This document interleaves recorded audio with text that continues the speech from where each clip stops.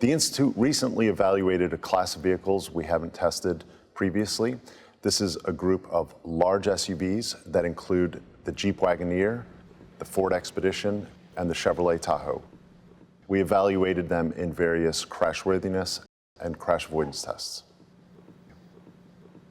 In the moderate overlap frontal crash, all three SUVs did a great job of protecting the driver occupant. Where they fell short is in protection for the rear occupant.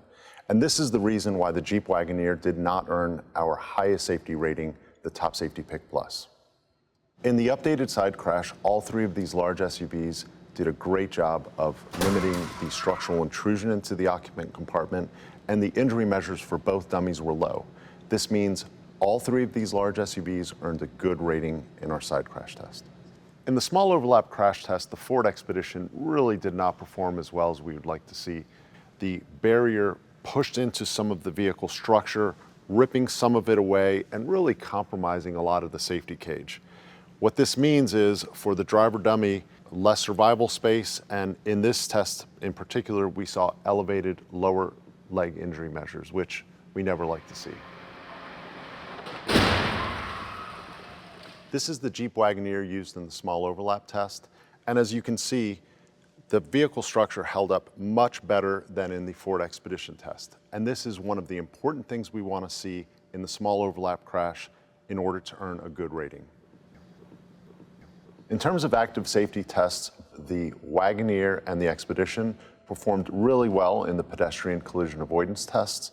What separates the Wagoneer is that it earned better ratings in the headlight evaluations, good or acceptable depending on the trim, whereas the Expedition earned only a marginal rating. Of all three large SUVs, the Tahoe was the one vehicle that really struggled in both our headlight tests and our pedestrian collision avoidance tests. In our headlight test, the Tahoe earned a poor rating due to visibility and glare issues, and in the pedestrian collision avoidance test, it really struggled in our nighttime tests, and it earned a marginal rating.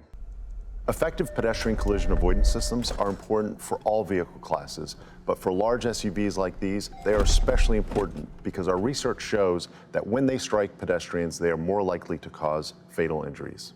Consumers shopping for a large SUV should know that there's a wide range of performance in this vehicle class, but results for the Jeep Wagoneer show that some of these vehicles can perform really well, and they should consider those when shopping for a vehicle.